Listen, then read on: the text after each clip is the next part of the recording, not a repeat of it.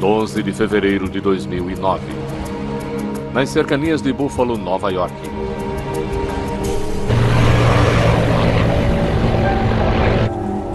Trem de pouso baixado. Travado. Baixado.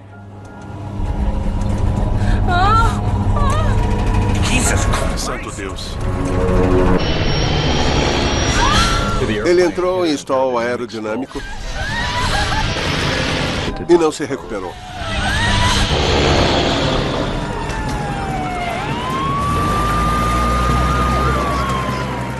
Acho que foi uma das cenas mais terríveis que eu já vi. A queda do voo 3407 da Continental Connection se transformaria em um dos casos mais importantes da NTSB nas últimas décadas e levaria um pai de luto a buscar alterações das leis que regem pequenas companhias aéreas. Quero mudar a situação para que outro pai não passe pelo mesmo que eu.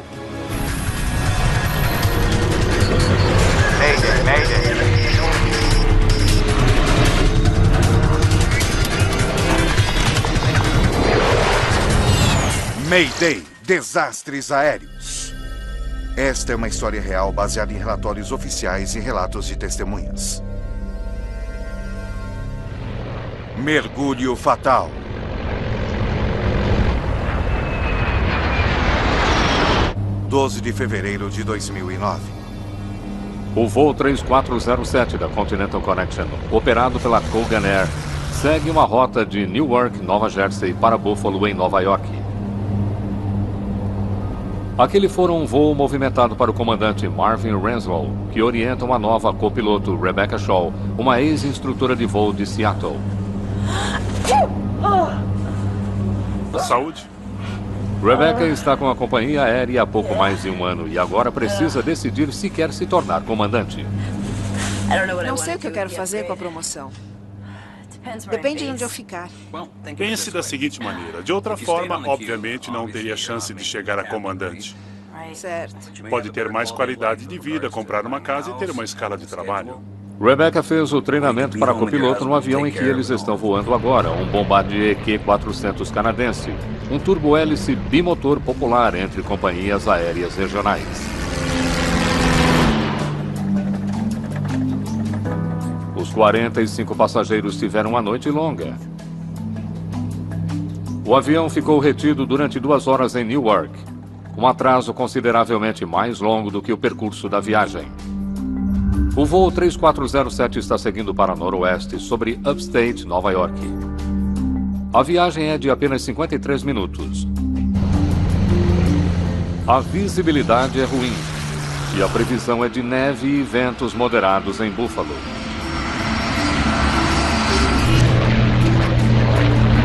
Um pouco de água, por favor. Elise Kausner estuda na Florida Coastal School of Law, em Jacksonville. E está indo visitar a família em Buffalo. Na época, ela tinha 5 sobrinhos e sobrinhas. Havia um almoço na escola dos 2 sobrinhos e ambos queriam a tia Ellie como convidada. Qualquer desculpa, ela vinha a ela. Conversava com todos. Oi. Ela nos ligou do aeroporto. Isso, eu acho que um pouco mais de 2 horas. Ela estava irritada por causa do atraso. Senhores passageiros, quem lhes fala é sua comandante. Estamos a cerca de 10, talvez 15 minutos de Buffalo. O tempo em Buffalo está bastante nebuloso e está nevando um pouquinho. Por favor, permaneçam em seus lugares para que os comissários de bordo possam preparar a cabine para a chegada. Obrigada. Colgan 3407. Descendo e mantendo 2.300. Entendido, 2.300, Colgan. 3407. Vamos fazer um checklist de descida. Por favor, podemos fazer o checklist de aproximação junto com ele. Claro, diretor de curso checado. Checado. Flaps de aterrissagem, GPWS selecionados em 15 graus. Os pilotos verificam uma lista de configurações para que o avião continue sua aproximação para pouso. Transferência de combustível desligada.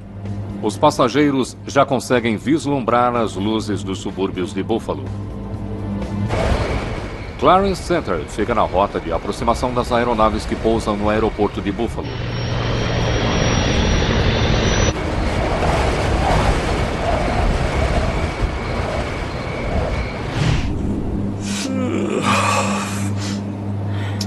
Trem de pouso baixado.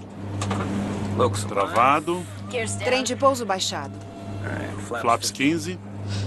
Estender os flaps oferece uma maior sustentação, permitindo que o avião reduza a velocidade para a aproximação final.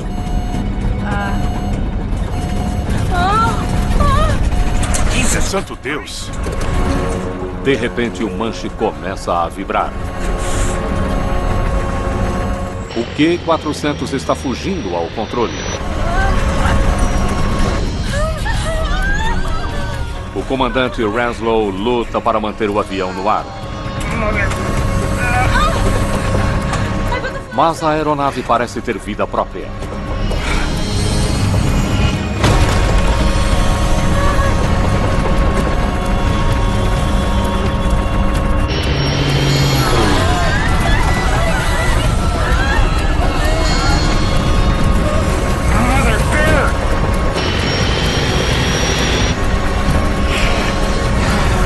Devemos recolher o trem de pouso?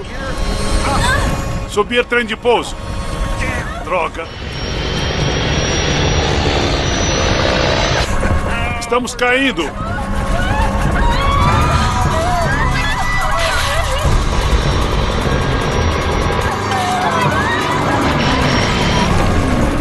O avião se choca contra uma casa na Rua Long 6038.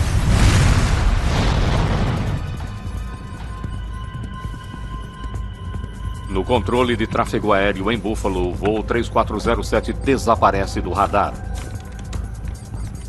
Verifique o voo da Kogan. Veja se está aí. Qual o indicativo de chama? Kogan 3407. Não, não está. Está vendo alguma coisa? Nada. Muito bem. Chame os bombeiros. Nunca vou me esquecer das palavras da central. Acidente de avião, casa em chamas. Imediatamente comecei a colocar os sapatos, casaco, entrei no caminhão e segui para lá. Os bombeiros não precisam ir muito longe. O número 6038 na Rua Long, residência da família Wilinski, fica a menos de um quarteirão do Corpo de Bombeiros de Clarence Center. Quando virei em direção ao local, tudo que se via era um clarão.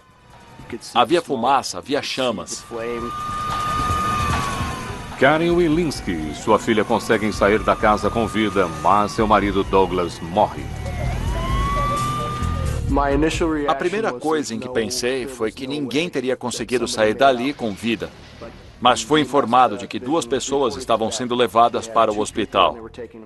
E eu perguntei, quem são os bombeiros feridos?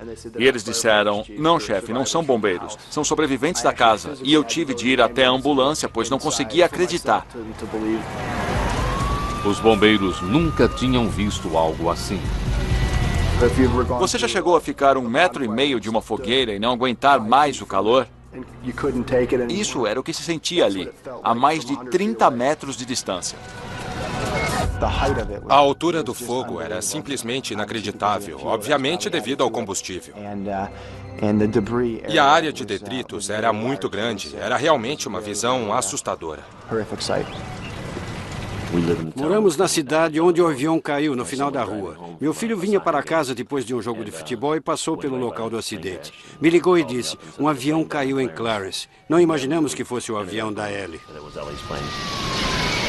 O voo 3407 caiu a 8 quilômetros do aeroporto de Buffalo.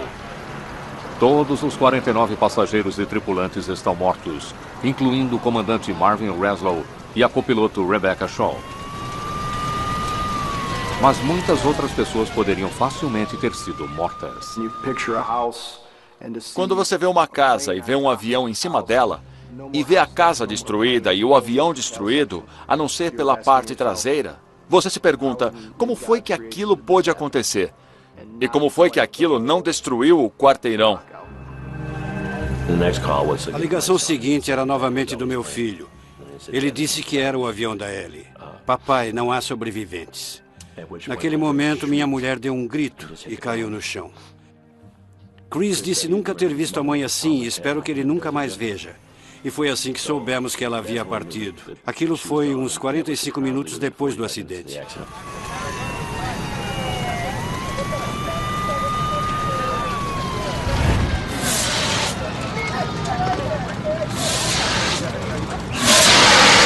Pela manhã, o cenário é de devastação. Clint Cruikshanks, NTSB. Posso começar a olhar? Clint Cruikshanks é um dos primeiros investigadores no caso.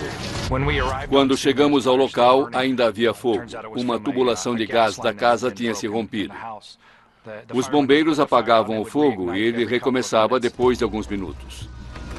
Acho que foi um dos cenários mais terríveis que eu já vi.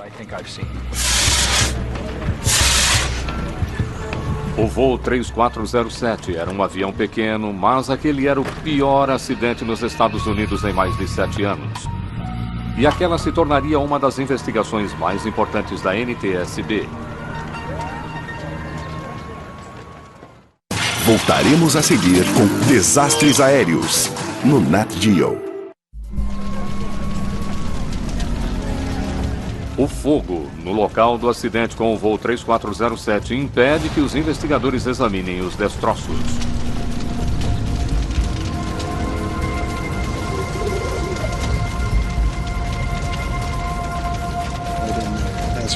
O avião tinha caído sobre uma casa. O fogo havia durado a noite toda e, portanto, todos os detritos estavam basicamente na casa. Nossa preocupação era que estivéssemos perdendo provas. Elas eram perecíveis e se não conseguíssemos chegar até elas e acabar com o fogo, talvez não conseguíssemos coletar evidências que pudessem nos ajudar durante a investigação. Clint Cruikshanks precisa recuperar os gravadores de voo nas caixas pretas com a máxima urgência. Eles poderiam conter pistas valiosas sobre o acidente. Sabíamos que os gravadores estavam na parte da cauda do avião. Investigadores normalmente não chegam perto de um local de acidente em que ainda há fogo. Mas se as caixas pretas não pudessem ser recuperadas, talvez eles nunca conseguissem descobrir o que derrubou o voo 3407. Começamos a olhar ao redor, a vasculhar os destroços e acabamos descobrindo onde estava. Provavelmente aqui, está bem? O painel de acesso está do outro lado, então vamos ter de abrir um buraco bem ali, tudo bem? Os bombeiros conseguiram uma serra e conseguimos abrir um buraco na lateral da fuselagem. E retiramos os gravadores. Muito bem, assim está bom. Para o enorme alívio de todos, os gravadores não foram danificados. Assim que conseguimos apanhar os gravadores, nós os colocamos num avião e eles foram levados para a nossa sede em Washington. Agora, os investigadores estão diante de outro obstáculo. O pouco que resta da aeronave está irremediavelmente misturado aos restos mortais e destroços da casa. Tudo havia se queimado, ficando ali no porão. E por isso tínhamos cerca de 3 metros de detritos que precisávamos vasculhar a fim de recuperarmos todo o avião. Autoridades se perguntam como será possível salvar qualquer prova que lhes seja útil em meio a todo aquele caos. E elas ganham uma ajuda inestimável e incomum. Um grupo de alunos que estava aprendendo a processar cenas de crime é convocado para separar os restos humanos do restante dos destroços. Eram estudantes de pós-graduação, antropologia forense, e aquela era uma boa experiência para eles, vasculhar os destroços à procura de restos humanos. Trem de pouso ali, por favor. É um trabalho sujo e árduo, mas que libera os investigadores para que se concentrem nos destroços da aeronave. Ficávamos de 4 com vassouras e pazinhas, escavando os restos e identificando-os como destroços da casa ou do avião. Em seguida, os colocávamos em pilhas distintas. Para mim, como engenheiro de estruturas, a principal questão era saber se todo o avião estava na cena do acidente. Os destroços são cuidadosamente estudados para que seja determinado se as 4 extremidades do avião, nariz, cauda e as 2 pontas das asas, estão ali.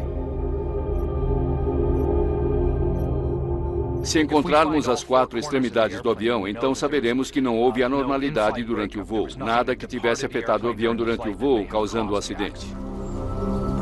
Uma das asas foi consumida pelo fogo. A outra está em pedaços. Ei, dê uma olhada nisto. Mas, gradualmente, os investigadores encontram o que procuravam. Bom, é a última peça. À esquerda. Só depois de vários dias do início da investigação, quando vasculhávamos alguns detritos, que encontramos partes da asa esquerda e do nariz do avião. Agora, os investigadores têm todas as peças de que precisam para concluir que todo o avião está no local do acidente. O que quer que tenha provocado o desastre não foi resultado de uma ruptura durante o voo.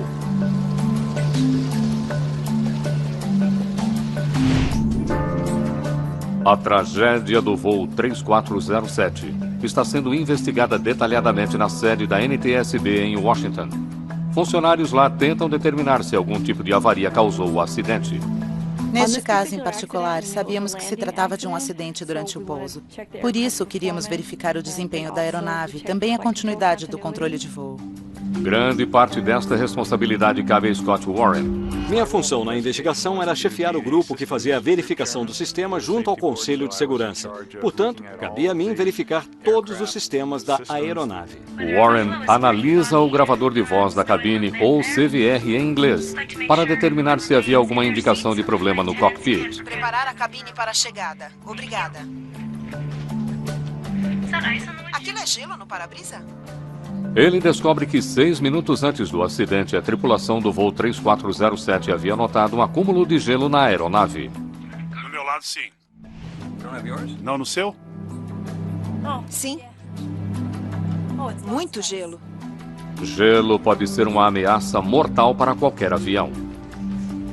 Em uma aeronave com gelo, haverá maior arrasto, o que exigirá mais potência para manter uma determinada velocidade. Sim, é a maior quantidade que já vi nos bordos de ataque. Até um ano antes do voo, Rebecca Shaw não tinha experiência alguma com gelo em uma aeronave. Nunca vi um avião nessas condições. Nunca vi um degelo. Nunca vivenciei nada disso.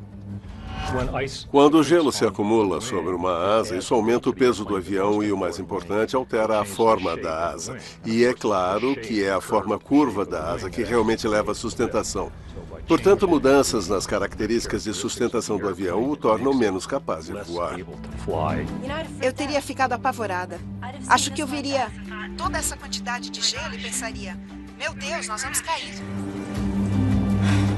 Observar que havia gelo sobre o avião foi importante, mas então seria também importante verificar se os sistemas antigelo e degelo estavam funcionando. E não havia indicação alguma no gravador de voz de que isso tivesse sido verificado novamente. A gravação revela que poucos minutos depois de a tripulação detectar gelo, um dispositivo chamado Stick Shaker entrou em funcionamento. Um aviso de que o avião estava prestes a estolar, literalmente cair. Pouco tempo depois disso, foi o que aconteceu com a aeronave. Estamos caindo. Sabemos que havia gelo. A única questão é, será que isso teria sido grave o suficiente para derrubar o avião? Agora, o gelo é o principal suspeito do acidente do voo 3407. Se foi o gelo, vamos provar isso. Estávamos todos convencidos de que aquele era um acidente envolvendo gelo. Então, tínhamos que verificar todos os aspectos fundamentais da formação de gelo para chegar a uma conclusão. Mas alguns membros das famílias das vítimas estão menos convencidos. A primeira coisa em que pensamos foi que tivesse sido um incidente relacionado a gelo. Era uma noite gelada e aquilo teria levado o avião a cair. Mas quando começamos a conversar, pessoas que entendiam de aviões, pilotos, pareciam meio na dúvida e diziam: não creio que seja isso não faz sentido. Alguns investigadores também têm dúvidas. Scott Warren sabe que um avião como o Q-400 tem um sofisticado sistema de degelo. Ele é projetado para impedir o acúmulo de gelo sobre as asas e sobre outras partes críticas da aeronave. Para evitar o acúmulo de gelo, o avião tem uma forração inflável de borracha ao longo da frente das asas, chamada de de-icing boots. Uma série de válvulas usa o ar dos motores para inflar a forração e quebrar o gelo das asas. Tais superfícies são projetadas para inflar periodicamente, rompendo o gelo que é acumulado sobre os bordos de ataque da asa. Agora, Warren se pergunta se a tripulação do voo 3407 teria acionado seu equipamento de degelo. Ele estuda os dados da outra caixa preta do avião, o seu gravador de dados do voo, o FDR. O gravador registra o funcionamento de sistemas cruciais da aeronave, incluindo o mecanismo de degelo. Com base nos dados do FDR, sabemos que o sistema de desgelo fora selecionado pela tripulação e que esteve acionado durante a maior parte do voo e certamente estava acionado no final do voo. Mas agora o Warren precisa descobrir se o aparelho estava realmente funcionando.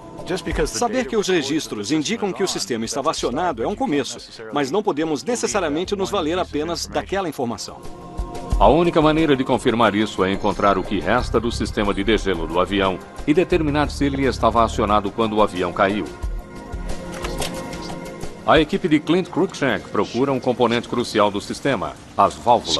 Com licença, quero que deem uma olhada nisso. Mostramos como são as válvulas e pedimos para que procurassem por alguma coisa assim. Se conseguíssemos encontrar as válvulas, poderíamos testá-las e ver se funcionavam. As válvulas eram muito importantes para nós, porque são um componente-chave que move o ar dos motores, onde tem origem a sangria de ar para o sistema de degelo.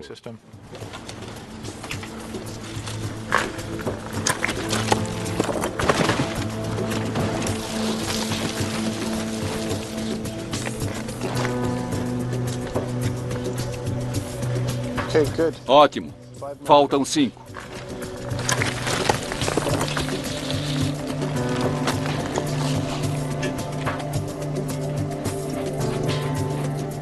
Cinco das 6 válvulas usadas no degelo do avião são recuperadas. Algumas estavam bastante queimadas, outras estavam em boas condições. Pegamos as válvulas e realizamos tantos testes quanto achávamos necessários em função do nível de danos. Verificamos o nível de condutividade elétrica e fizemos o teste de pressão. Verificamos uma grande variedade de coisas dependendo da condição da válvula. E, pelo que conseguimos apurar, todas aquelas válvulas estavam funcionando corretamente. Aquilo é gelo no para-brisa? No meu lado, sim. Agora os investigadores têm de considerar a possibilidade Sim, muito gelo. de que havia tanto gelo sobre as asas que o sistema de degelo não conseguiu se livrar dele com a rapidez necessária. Sim, há muito tempo não vejo uma quantidade assim nos bordos de ataque. Isso já aconteceu antes. Em Roselawn, Indiana, um avião de linha regional de construção francesa caiu em 1994 após sofrer um catastrófico acúmulo de gelo nas asas. Analisando a potência necessária para que o avião mantivesse sua velocidade, os investigadores chegam a uma conclusão surpreendente. Basicamente, a aeronave estava voando como se tivesse uma quantidade relativamente pequena de gelo sobre ela. Uma quantidade muito razoável de gelo. Parece normal. Não houve sobrecarga. Não foi algo excessivo. Se não foi o gelo que derrubou o avião, alguma outra coisa deve tê-lo feito estolar. Warren estuda o manual de operações do Q-400 para saber qual sua velocidade de stall, a velocidade em que o avião deixa de gerar a sustentação necessária para permanecer no ar. E descobre que nas condições em que o 3407 estava voando, ela é de cerca de 111 nós. Agora ele compara a velocidade de stall do avião com sua velocidade real pouco antes do aviso de stall. 131 nós. Bem acima da zona de perigo. Flaps 15. Quando o manche começou a vibrar... Santo Deus! Eles não estavam necessariamente a ponto de estolar. A uns 20 nós disso. Esta nova revelação aumenta ainda mais o mistério acerca do voo 3407. Se não foi stall, por que o avião caiu? Voltaremos a seguir com Desastres Aéreos no Nat Geo. Investigadores voltam sua atenção para os segundos críticos antes de o voo 3407 fugir ao controle. Eles procuram pistas que possam explicar o porquê do aviso de stall, uma vez que a aeronave estava voando dentro das margens de segurança. Eles descobrem que este avião tem um recurso singular, conhecido como seletor de velocidades de referência, que regula sua sensibilidade do alerta de stall. Poucos aviões, pela minha experiência, têm tal dispositivo. Esse avião é o único que eu conheço com um interruptor para isso no painel, e ele foi projetado pelo fabricante para ser um elemento adicional de segurança. Algum tipo de velocidade de referência variável? Os pilotos devem ligar o seletor de velocidades de referência quando vão voar sob condições em que há gelo. Provavelmente teremos gelo. Quando está na posição a aumentar, ele lembra os pilotos de voarem mais rápido para neutralizar qualquer efeito de arrasto que o gelo possa exercer sobre a aeronave. Quando você está em condições de gelo e o gelo se acumula sobre a asa, isso pode fazer com que a velocidade de stall suba. Portanto, o seletor de velocidade de referência faz com que o aviso ocorra mais cedo ou com maior velocidade. O interruptor basicamente altera as configurações de acionamento do stick shaker. Tivemos de perguntar ao fabricante como o dispositivo funcionava e descobrimos que fazia parte da descrição dos sistemas que a tripulação recebeu quando passou por treinamento, mas não receberam muito treinamento sobre como lidar com o dispositivo. Algo simples demais para se preocupar. Os investigadores precisam saber se a tripulação do voo 3407 chegou a ligar o seletor de velocidades de referência, provocando a vibração do manche a uma velocidade mais rápida do que o normal. O gravador de vozes não revela se o dispositivo estava acionado. Os investigadores precisam então encontrar outra maneira de determinar a posição do dispositivo no momento do acidente.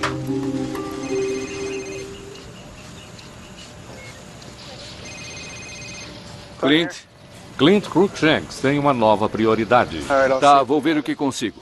Recuperar o painel de proteção de gelo da cabine do Q400, onde fica o seletor de velocidades de referência. Como o painel fica na cabine do piloto, encontrá-lo é um desafio.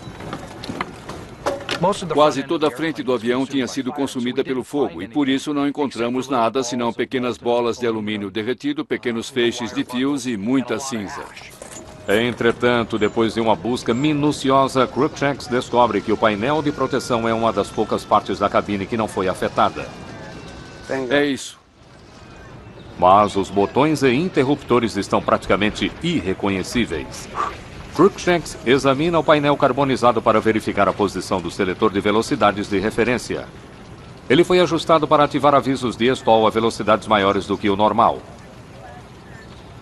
O seletor de velocidades de referência estava na posição a aumentar. A descoberta cria ainda mais perguntas. Provavelmente teremos gelo. O gravador de voz indica que enquanto Reslow estava começando sua descida em Buffalo, ele coloca o avião para voar a velocidade normal de aproximação. Baixar trem de pouso. Mas o que é estranho é que com o seletor de velocidades de referência acionado, ele deveria estar voando mais rápido, uma vez que isto é o que o dispositivo lembraria de fazer. Então, por que ele não o fez? O computador do avião alertou a tripulação a voar mais rápido, de acordo com as configurações que ela havia feito, exibindo um conjunto de barras em vermelho no indicador de velocidade. Essas barras alertam os pilotos para o fato de que uma ativação do stick shaker é iminente. Se você está olhando para o indicador de velocidade, deve estar ciente de que está indo mais lentamente e que o aviso de stall pode ser acionado. Minha nossa! Ao que parece, Renslow e Shaw foram pegos de surpresa. Ainda assim, eles poderiam ter facilmente corrigido a situação. Com o stick shaker ativado, eles poderiam ter desligado o dispositivo ou poderiam ter colocado o nariz para baixo e aumentado a velocidade. Para os investigadores, está claro que o voo 3407 não corria perigo de stall quando o stick shaker foi acionado. Agora, eles precisam saber o que exatamente aconteceu depois do aviso de stall. Com base nas informações dos gravadores de voo, eles fazem uma simulação animada do acidente. Vejam o que acontece logo depois do alerta do stick shaker. A animação mostra que logo depois do alerta do stick shaker, o avião de repente subiu. Isso reduziu drasticamente a velocidade da aeronave e neste momento a fez estolar. Essencialmente, o avião entrou em um stall aerodinâmico do qual não se recuperou, virou e foi direto para o solo. Os investigadores estão estarrecidos. O voo 3407 não estava estolando quando o stick shaker deu sinal. Entretanto, alguns segundos depois ele estava. Cada ação da tripulação durante aquele breve período de tempo exige agora uma análise cuidadosa. O que eles fizeram? É um enigma. Como uma tripulação treinada poderia, em um curto período de tempo, fazer cair um avião que não estava em stall? Sempre que temos um aparente stall sem nenhuma razão visível, isso é um mistério. Seria de se esperar que tripulação alguma levasse um avião a estolar. Então a pergunta é por quê? Agora o foco da investigação muda do avião para a tripulação. E especificamente recai sobre os movimentos que a tripulação fez durante os segundos críticos após o aviso de stall. Queríamos saber se a maneira como eles pilotaram o avião era a maneira como haviam sido treinados, de acordo com o procedimento operacional padrão em seus manuais de voo. O gravador de dados do voo contém informações de mais de 1000 aspectos diferentes nas operações de voo do Q-400. Desde velocidade e altitude até a posição dos pedais e manetes de potência do leme. Ele registra também os movimentos do controle de voo mais crítico, o manche. Os pilotos usam o manche para alterar a posição dos profundores e ailerons, que controlam a direção do avião. O gravador de dados do voo armazena informações não apenas sobre a posição do manche, mas também sobre a força aplicada a ele. O FDR registra as posições de controle. Ele tem sensores no controle de afagem e controle de rolamento. Ao analisar a posição do manche, Scott Warren descobre algo impressionante. Em resposta ao sinal do stick shaker, o comandante Renslow deveria ter empurrado o manche para frente para trazer o nariz para baixo e ganhar velocidade. Mas por alguma razão ele fez exatamente o contrário. Descobrimos que, em vez de a tripulação empurrar o manche para frente, o que seria a resposta normal ao sinal do stick shaker, a tripulação estava puxando para trás. Isso levou o nariz do avião para cima, diminuindo a velocidade e fazendo a aeronave realmente estolar. Aparentemente, o comandante Renslow havia se equivocado em relação a uma das manobras de pilotagem mais elementares, como se recuperar de uma stall. Acima de tudo, era necessário ganhar velocidade para sair do vermelho. O procedimento de recuperação é bastante simples e direto. É preciso empurrar o manche e usar potência máxima. Se o comandante tivesse empurrado o manche para frente, ele teria tido uma boa oportunidade de sair rapidamente daquela situação. Tudo o que sabemos é que a situação de stall poderia ter sido revertida em vários momentos, por isso não havia razão alguma para a queda do avião. Os investigadores também descobrem que a copiloto Shaw, na tentativa de ajudar Renslow, inadvertidamente torna as coisas piores. Coloquei os flaps para cima. Ela recolheu os flaps, reduzindo a sustentação em um momento em que eles lutavam para manter o avião no ar. Se a copiloto tivesse simplesmente alertado, você está estolado, empurre o manche, coloque o nariz para cima, o avião teria conseguido se recuperar. Do ponto de vista humano, é triste reconhecer que esse tipo de coisa aconteceu e ver a tragédia decorrente disso. A investigação conclui que a falha do comandante Renslow em responder corretamente ao aviso de stall foi a principal causa do acidente do voo 3407. Como a questão agora é erro do piloto e não falha mecânica, o investigador de desempenho humano Ivan Byrne é chamado. Sua primeira pergunta: por que nem Renslow e nem Shaw perceberam que a velocidade era baixa demais para as condições de gelo? Neste caso, podemos olhar para o que houve e ver que havia sinais claros e evidentes da queda de velocidade, que não foram percebidos pelo comandante. Byrne ouve as gravações da cabine para tentar entender o que poderia ter acontecido. Exatamente, onde você poderia estar em casa com seu marido para cuidar de todas essas coisas. Ele constata que a tripulação havia conversado durante todo o voo. A conversa continuou durante a aproximação para pouso, uma violação a uma regra conhecida como Stereo Cockpit, que proíbe conversas não essenciais durante fases críticas do voo. Disse que sim, você vai ser promovida, blá, blá, blá. Basicamente, isso proíbe as conversas não relacionadas com a operação do voo. Por favor, checklist de descida. Podemos fazer o checklist de abordagem junto com ele. Claro. Diretor de curso, ok. Byrne também descobre que, devido à brincadeira no cockpit, a tripulação executou tardiamente checklists e briefings essenciais. Transferência de combustível desligada. Pressão hidráulica. Distraída, a tripulação provavelmente não viu a barra vermelha indicando que eles estavam voando muito lentamente para as condições que o avião havia sido configurado. Checklist de aproximação completado. É isso aí.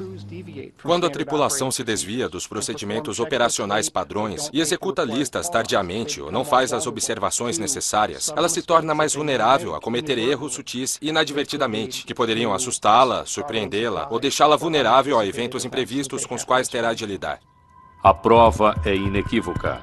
A tripulação do voo 3407 estava bastante distraída durante toda a abordagem. Ele chegou quando da entrevista e disse, sim, você vai ser promovida em 6 meses.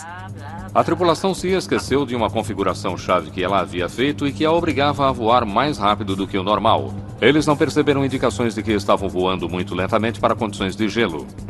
E então o comandante Renslow reagiu de forma incorreta a um aviso de stall, selando o destino do avião. Evan Burns se pergunta o que poderia ter levado uma tripulação treinada a cometer tais erros. Algo virá. Ele encontra uma pista na gravação de voz da cabine. Desculpe. A tripulação mostrava sinais de fadiga. Será que Renslow e Shaw poderiam estar cansados demais para trabalharem como o esperado? É uma pergunta difícil, e sua resposta exigirá rastrear o movimento dos dois nas 72 horas que antecederam o acidente. É um trabalho de detetive no qual tentamos recolher o maior número de informações possível. Bernie entrevista as famílias dos pilotos. Por favor, eu posso falar com a senhora Renslow? Ele estuda as contas de telefone móvel dos pilotos e os registros de mensagens de texto. Investiga o sistema de computador da companhia aérea para determinar se e quando a tripulação o usou para verificar seus horários. Ele precisa rastrear todos os seus movimentos. E a que horas Rebecca saiu de casa? Conversamos com colegas ou outros pilotos, com aviadores, instrutores, e perguntamos a todos sobre os pilotos e suas atividades mais recentes. Ele fica sabendo que nenhum dos pilotos morava perto de Newark. Mas eles não poderiam se dar ao luxo de ficar em hotéis com os salários que tinham. O comandante Renslow ganhava $60 mil por ano na Colgan Air. A copiloto Shaw ganhava menos de $16 mil por ano, substancialmente menos do que a média de salários de motoristas de ônibus. Assim, ambos os pilotos haviam cruzado o país até Newark, o comandante Renslow vindo de sua casa na Flórida e Rebecca Shaw vindo de Seattle, em Washington. Na verdade, Shaw havia voado a noite toda vindo de Seattle em um voo de carga que fazia conexão em Memphis. O comandante Renslow tinha passado a noite na sala dos tripulantes da companhia aérea no aeroporto de Newark depois de já ter trabalhado 2 dias. Ele fora visto dormindo em Embora isso fosse contra as regras da empresa, os pilotos que não podiam pagar moradia perto do aeroporto faziam isso. Registros mostram que às 3h10 da manhã do acidente, Renslow estava acordado, verificando seu horário de trabalho na rede de computador da companhia aérea.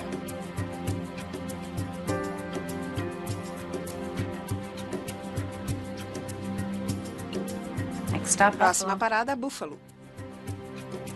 Às 7h29 da manhã, Rebecca Shaw enviou uma mensagem de texto para o marido dizendo que tinha chegado bem a Newark. Oi, querida, sou eu. E registros telefônicos indicam que no final da manhã o comandante Renslow esteve ao telefone várias vezes. Rebecca Shaw foi vista tirando um cochilo, recuperando o sono que tinha perdido voando na noite anterior.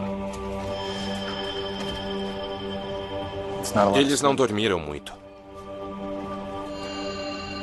Finalmente, concluímos que era provável que ambos os tripulantes estivessem sofrendo alguns efeitos de fadiga no momento do acidente.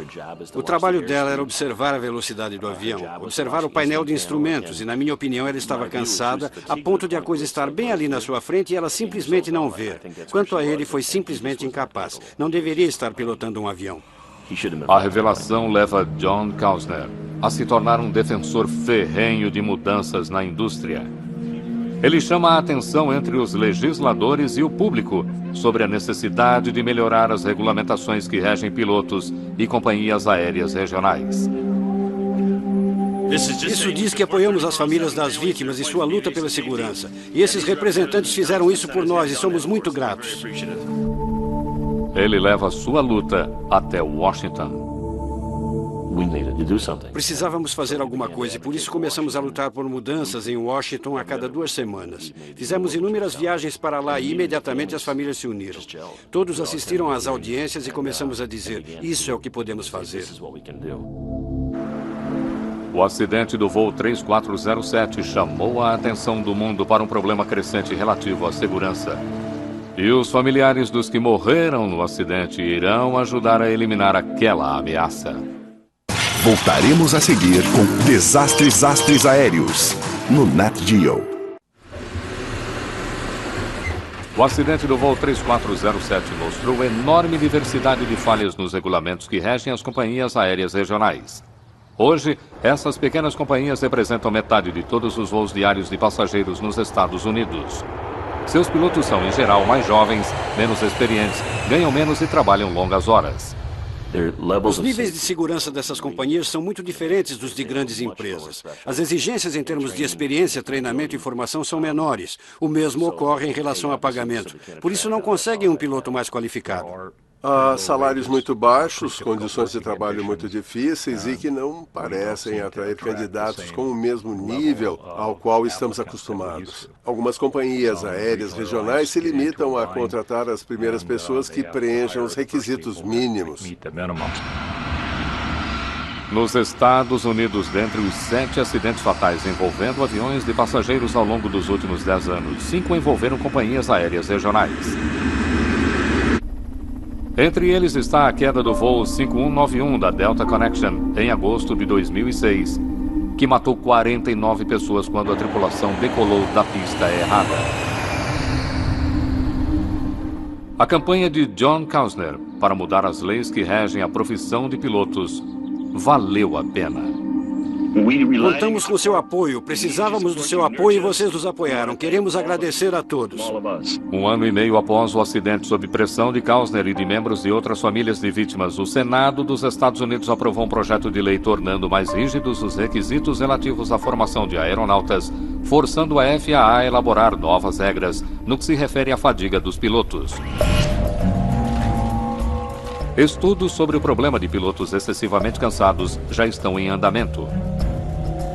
Na Universidade de Iowa, pesquisadores estão desenvolvendo um sistema que poderia ajudar os pilotos a resistirem à fadiga, a estarem atentos à crítica tarefa de pilotar e evitarem futuras tragédias como a do voo 3407. Thomas Schnell é engenheiro de fatores humanos. Usamos uma série de sensores neurocognitivos e fisiológicos com os nossos indivíduos de pesquisa, pilotos que convidamos para os nossos estudos. Este aqui, 114, vai ser de livre flutuação. Ele está estudando como os pilotos se mantêm alertas na cabine, submetendo-os a um teste em que realizam uma viagem regional em um simulador. Através de sensores, ele consegue determinar até que ponto um piloto está de fato alerta e focado. Essa pesquisa pode levar ao desenvolvimento de detectores de fadiga em aviões. Estamos tentando prever o estado do piloto para que possamos usar algum dispositivo na cabine do avião para evitar que o problema se agrave ou ocorra. Monitoramos a atividade do cérebro, o movimento dos olhos, o coração, ECG e respiração, além de outros parâmetros, em um esforço para descobrir qual o estado do piloto ou da tripulação. Eles estão cansados, sobrecarregados, estão desligados ou distraídos. Neste momento, eles estavam realmente sonolentos. E pelo olhar dele, é possível ver que ele está um tanto entediado. Schnell programa o simulador de voo para provocar uma falha no sistema principal no cockpit.